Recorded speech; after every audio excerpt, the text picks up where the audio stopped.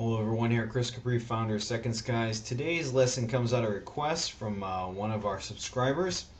Wanted a lesson on Fibonacci trading, so this one's for you. So this one's going to be about Fibonacci trading, how to use Fibonacci's in the markets, how we can use them to give us good support and resistance levels, possible entry and exits, and price targets as well.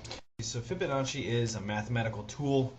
I'm not going to get too much into the mathematics of it. It was developed in the 13th century by Leonardo Paisano Fibonacci, and he found that a certain sequence of numbers resulted in certain patterns in nature. Well, market technicians, realizing that we are beings that are the ones creating the market and beings of nature, we have patterns as well, we started to apply Fibonacci's to the market. What happened is people realized that certain trends tend to pull back to certain levels before they continue on in the trend. And so they started applying Fibonacci percentages or retracements levels based on those pullbacks. The method here is this. First of all, you find a downtrend type leg or move. And what you want to do is draw the Fibonacci line from the top to the bottom for a downtrend and the bottom to the top for an uptrend.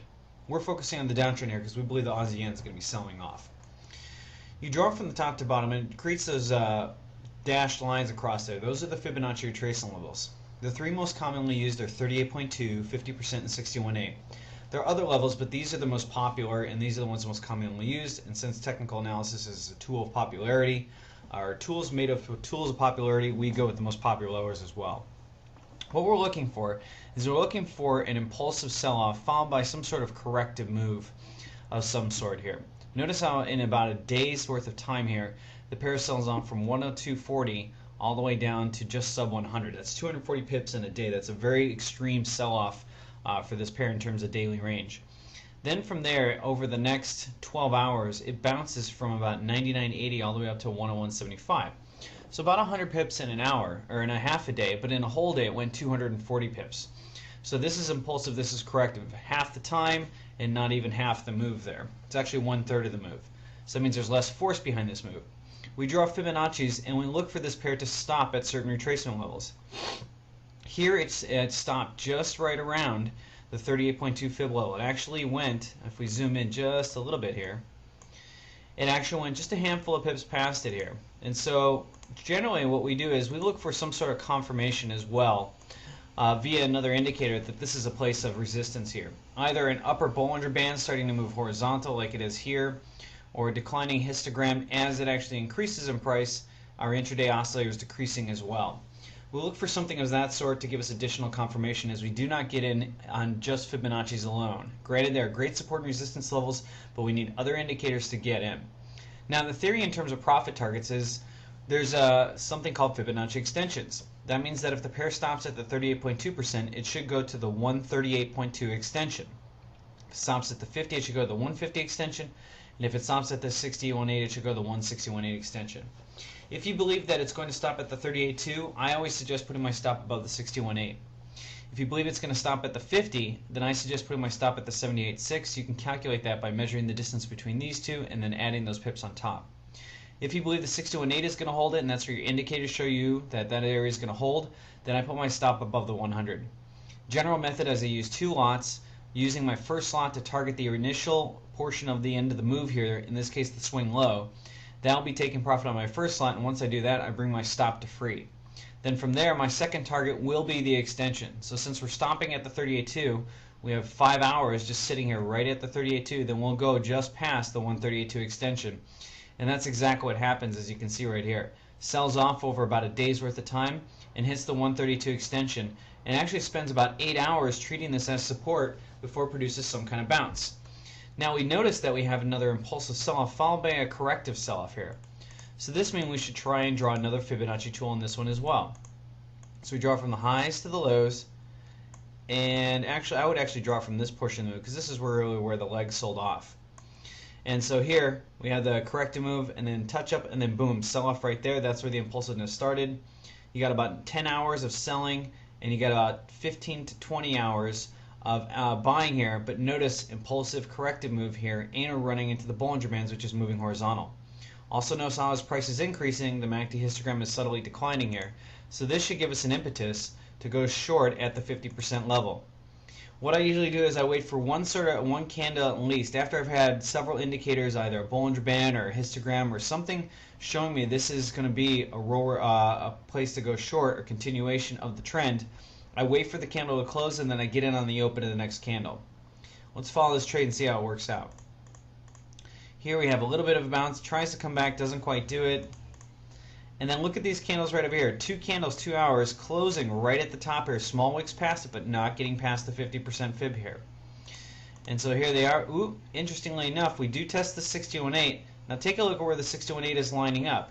It's lining up with the swing low on August 1st here. This is where we had the touchdown before we had a bounce. This is a great confirmation of a row reversal level, and now it gives us further confirmation. Even though we're just only 18 or 20 pips underwater, we now realize, hey, this is coming to a row reversal level. If it's going to reverse, it's going to do it here. Also notice increasing price, declining histogram, further supporting our trade. And the angle of the Bollinger Bands is not as sharp as it was when it was selling off, suggesting corrective move and impulsive move downward to follow. Well, after spending about 6 hours treating the 6018 as support, 7, 8, 9, 10, and now a total of 15 hours, it starts to sell off consistently with over 7 hours of consistent selling. We break below the 38.2, we re-attack the 20 EMA, and then after spending a few hours treating the 38.2 support, we start our sell-off again. And now after a little bit of bounce, the move starts to get really aggressive and it starts to walk the bands here. This is affectionately called the walking of the bands here. Now zooming in just a little bit further and down a little bit, we can see, hey, are we going to make it to our 150 extension? And boom, there we go. Touch our 150 extension without much of a problem there. The end of the move there hit our profit target. Once we hit here, remember, you want to take profit and move it to free after that. One beautiful example also of how this works, even on longer time frames, that was an hourly chart. We're going to move on to the pound yen, which had a very elegant head and shoulders pattern here. We had a nice little head and shoulders here, had a nice little neckline lining itself up. One other thing that was also happening was we had this nice little 61.8 retracement, and notice how it created a double top here with waning MACD histogram the entire time, giving us a great opportunity to go short, and this should make it to the 161.8 extension. And after a little bit of work around here and bouncing off the 50% fib, we broke through that and hit the 161.8 extension. 5 months later, 3,900 pips on the board there. So it just shows you how powerful these profit targets can be. In conclusion, the main Fibonacci ratios which you want to remember are 38.2, 50, and 61.8. 50% was actually not part of the original calculation or the mathematical formulas behind Fibonacci, but market technicians so often like to think in mathematical ways that we ended up using 50% because I think most of us found that sometimes trends like to at least retrace half of the move before they take off in the next direction.